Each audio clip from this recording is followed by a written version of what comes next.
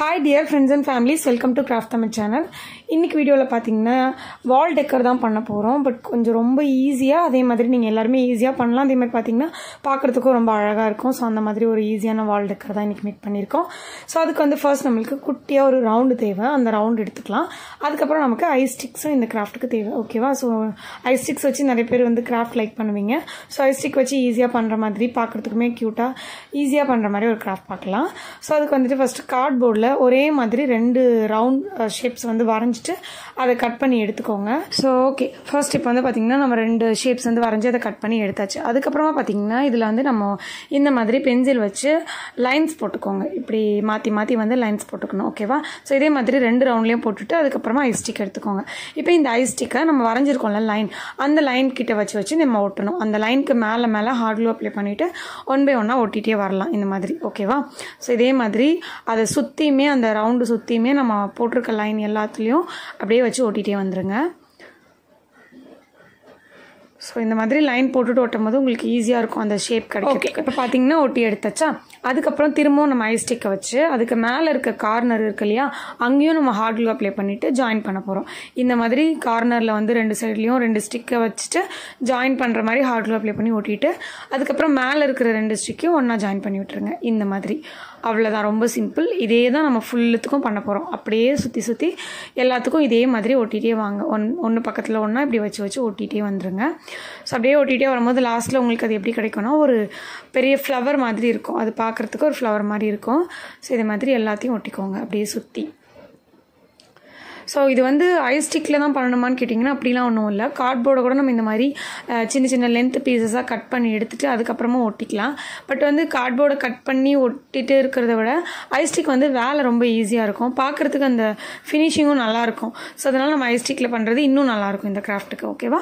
So okay, இப்போ பார்த்தீங்கன்னா நம்ம ஃபுல்லாகவே ஒட்டியாச்சு. ஒட்டினதுக்கப்புறம் நம்மளுக்கு இந்த மாதிரி தான் கிடச்சிருக்கு.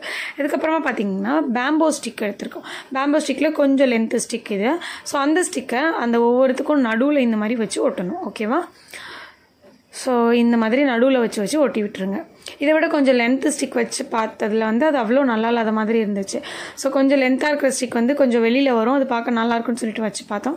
ஸோ அது அந்தளவுக்கு நல்லா இல்லை, அது ரொம்ப தடிசாக இருந்தனால இந்த கிராஃப்ட்டுக்கு வந்து செட் ஆகாத மாதிரி இருந்தனால இந்த மாதிரி சின்ன ஸ்டிக்ஸே வச்சு அப்படியே நடுவில் ஒன்றுத்துக்கும் சென்டரில் வச்சு ஒட்டி முடிச்சாச்சு. ஸோ இது மாதிரி ஃபுல்லாக ஒட்டிட்டதுக்கப்புறமும் நம்மளுக்கு ஃபினிஷிங் இந்த மாதிரி தான் இருக்கும்.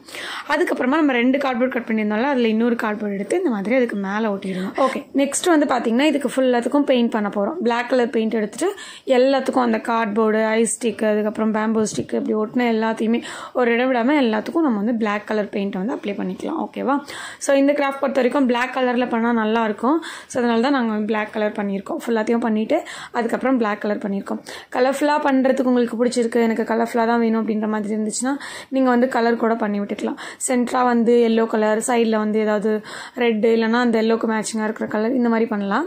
ஸோ ஒன்லி பிளாக் மட்டும் மொத்தமாக பண்ணாலும் நல்லா தான் இருக்கும். இது பண்ணிவிட்டு இது அப்படியே விட போகிறதில்ல, இன்னும் இதில் கொஞ்சம் டெக்கரேட் பண்ணுறதுக்கான வேலைலாம் இருக்குது. ஓகேவா? ஸோ இந்த மாதிரி பண்ணதுக்கப்புறம் இப்போ நம்ம டெக்கரேஷன் ஸ்டார்ட் பண்ணிடலாம். கலர் பண்ணி கொஞ்சம் ஒரு 10 நிமிஷம் காய வச்சுருங்க. காஞ்சதுக்கப்புறம் இந்த மாதிரி ஒரு சின்ன செயின் மாதிரி இருக்கிற செயின் தான், அந்த செயின் எடுத்துகிட்டு இந்த கார்ட்போர்டு சென்டரில் ஒட்டியிருக்கோம் இல்லையா, அதோட சைட்லலாம் இந்த மாதிரி வச்சு கவர் பண்ணிவிடுங்க. ஸோ இந்த மாதிரி கவர் பண்ணிவிடுங்க. அதுக்கப்புறமா இதுக்கு மேலே நம்ம என்ன பண்ண போகிறோம்னா குட்டி மிரர் மாதிரி சின்னதாக நம்மக்கிட்ட இருந்துச்சு. ஸோ இந்த மிரர் தான்.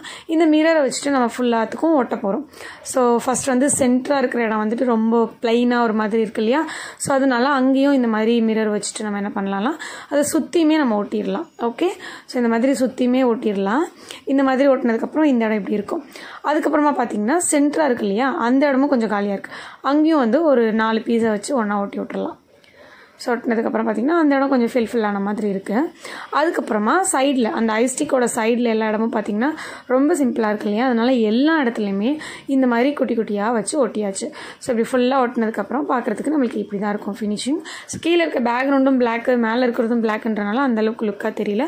இதை நான் வந்து வாலில் ஸ்டிக் பண்ணி வச்சு, வாலில் ஸ்டிக் பண்ணதுக்கப்புறமா அந்த பர்பிள் கலர் வால்க்கு பார்க்குறதுக்கு அழகாக இருந்துச்சு. உங்களுக்கும் இது பிடிச்சிருந்தா கண்டிப்பாக ட்ரை பண்ணி பாருங்கள். இந்த வீடியோ பிடிச்சிருந்தா லைக் பண்ணிவிட்டு சேனல் சப்ஸ்கிரைப் பண்ணுங்கள். பை.